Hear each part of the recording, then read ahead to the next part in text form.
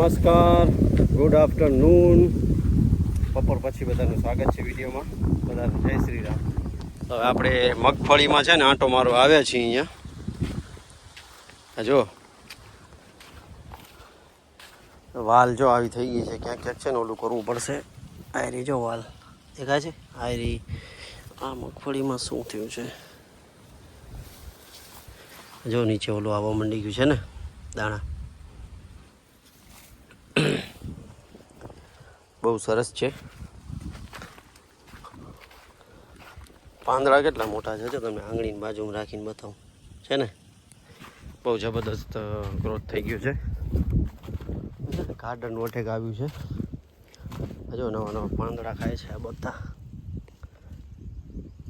કઈ ગાર્ડન છે ને એ તમને હું મળશે ને તો બતાવીશ.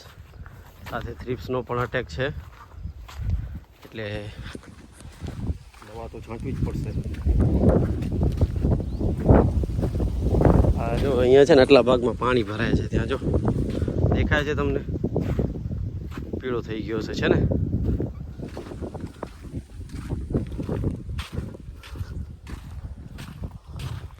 હા જો અહીંયા બધી વાલ મોટી થઈ ગઈ છે.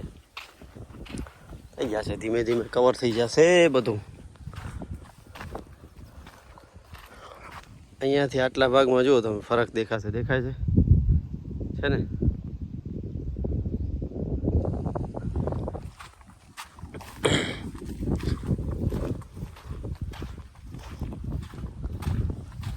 આ ઢાળિયામાં જો એટલો ફરક છે. ગાર્ડર ક્યાં ક્યાંક આવી છે સાલે, એ જોવું પડશે હવે. પછી છોડવા ક્યાંક ક્યાંક ઉતરે છે. આ ઘાસ છે ને આ બધું કાઢવું પડશે. એવો તો ખરા કેટલું હેરાન કરે છે. ફરીથી નીંદાવવું પડશે આ બાજુ. હા મગફળીના છોડ સાથે લઈ લેજે જો, એ ઊંચો થવા દે.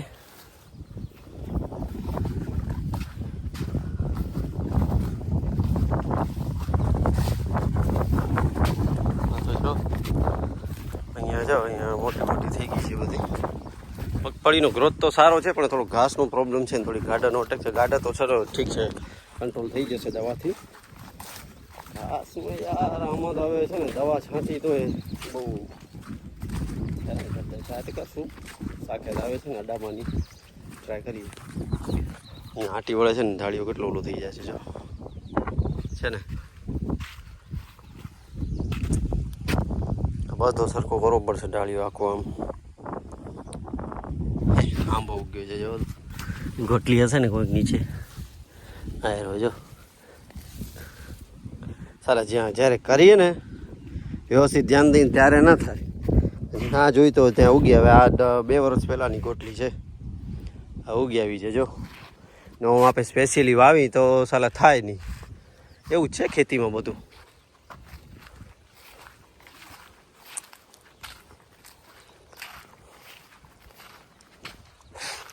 હવે છે ને અંદર માલ થવા માંડી ગયો છે. એક્ઝેક્ટ 1 મહિનો પછી આપણે સલ્ફરનું પ્રમાણ વધારશું, બરાબર છાંટવાનું ચાલુ કરશું. આ ક્યાં ક્યાંક ઉતરી ગયા છે, એનું શું કારણ છે? આ જો પાણી વધુ થાય છે કે ફંગસ? ફંગસ છે ભાઈ, ફંગસ છે. એ રહ્યો આયરો જો, બધા છોડ ઉતરી ગયા છે ને, તૂટી ગયા છે. ફંગસ એ આયરી જો, ક્યાં છે બતાવું. આ રહી જો ફંગસ, બ્લેક ફંગસ છે ને.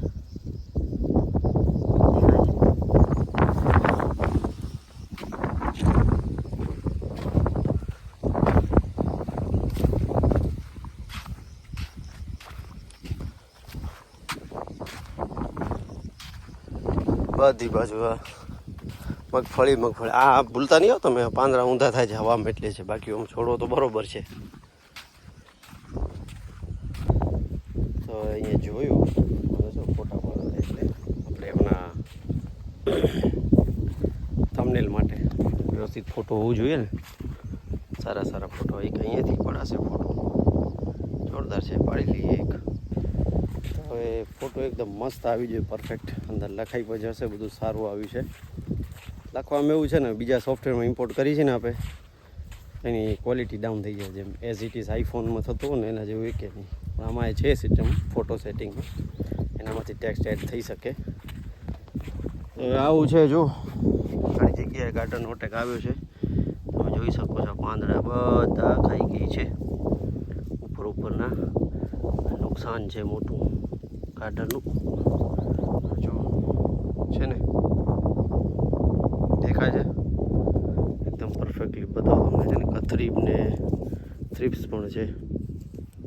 જો દેખાય છે કાળો જીવડો, કથરી છે. આ થ્રિપ્સ હશે પણ આમાં દેખાશે નહીં. ઝીણા ઝીણા જીવડે આયરા જો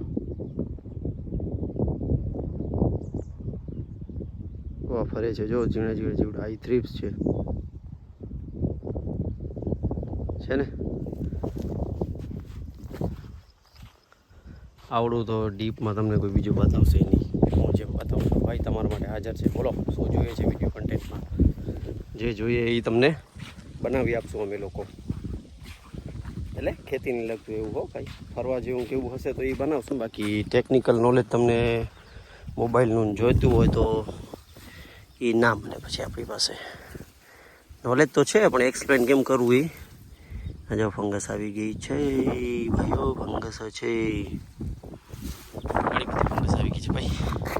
આ છે ને વધુ પાણી પડે છે ને એના કારણે આવે છે. નહીં તો આમ રેગ્યુલર હોય ને તો આવડું કંટ્રોલ થઈ જાય. કારણ કે આપણે છે ને એવરગોલ વાપરેલી હતી એટલે એ તો ઇસ્યુ છે નહીં, એ પ્રોબ્લેમ નહીં થાય. જોઈએ શું થાય છે હવે. આમાં છે ને પાછું હવે મોટી થઈ ગઈ છે ને, બીજું કાંઈ ટ્રીટમેન્ટ થઈ ના શકે.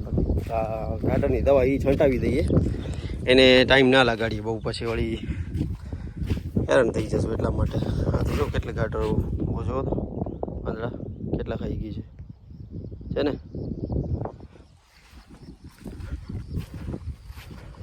હવે આ છે બધું જોઈ લો તમે. આવું છે. કમેન્ટમાં મને જણાવો જે લોકો ખેડૂતો છે કઈ મગફળી વાવે છે. રાજકોટ બાજુ ઘણા બધા મારા સબસ્ક્રાઈબર છે, તેમાં ખેડૂતો હોય તો બતાવો કયા નંબર. કમેન્ટ્સમાં મને જણાવો કયું બિયારણ તમે વાવો છો. અમે લોકો 9 નંબર વાવી છે, 7 નંબર છે, વેસ્ટર્ન છે, G2 છે અને ક્રાંતિકારીને વાવી છે હમણાં હું 3-4 વર્ષથી એ વાવી છે. એનામાં છે ને એમ કહે છે બધા કે જાડી જેમાં મોટી થઈ ગઈ છે ને એમ મોટી ન થતી, જાડી ના થાય, પણ એનો ઉતારો સારો આવે છે. 35 થી 40 મણ આવે છે ઈકડે મણ. એટલે અમારે અહીંયા 40 કિલોના મણ હોય છે, એટલે એ પ્રમાણે ગણતરી કરી લો તમારે. રાજકોટ બાજુ 70 મણનો ઉતારો થાય. કે ત્યાં છે ને આઉટ ઓફ કચ્છ 20 કિલોનું મણ હોય છે. આપણે છે ને અહીંયા 40 કિલોનું મણ, એટલે 35 થી 40 મણ ઉતારો આવે છે એકરના 40 કિલોવાળા મણનો. તો આ છે. કમેન્ટ્સમાં મને જણાવો તમે, મને ખ્યાલ પડે કે મારા સબસ્ક્રાઈબર જેટલા ખેડૂતો છે ને એ કઈ મગફળી વાવે છે, તો એ પ્રમાણે અમે પણ વિડીયો બનાવીએ છીએ. એના ઉપર થોડીક જાણકારી મળે. વિડીયોમાં તો ઠીક છે, પણ તો જાણકારી મળે તો અમને ખબર પડે ને કયા એરિયામાં કઈ મગફળી વધુ પ્રચલિત છે. તો જરૂરથી જણાવજો. આ વિડીયો કાલે આવશે, કાલે એટલે આઈ થિંક 3 તારીખના. મને જણાવો કઈ તમે બિયારણ કઈ જાતનું બિયારણ વાપરો છો. કમેન્ટ્સમાં ખાલી લખશો ને G2 G9 જે હોય તમે મને જણાવજો. તો ચાલો વિડીયોને કરી એન્ડ. મળી નેક્સ્ટ વિડીયોમાં. ચેનલ પર નવા હો તો ચેનલને સબસ્ક્રાઈબ કરજો, વિડીયોને શેર કરજો, લાઈક કરજો અને બેલ આઇકન દબાવવાનું ના ભૂલતા. બધાને જય શ્રી રામ. આવજો.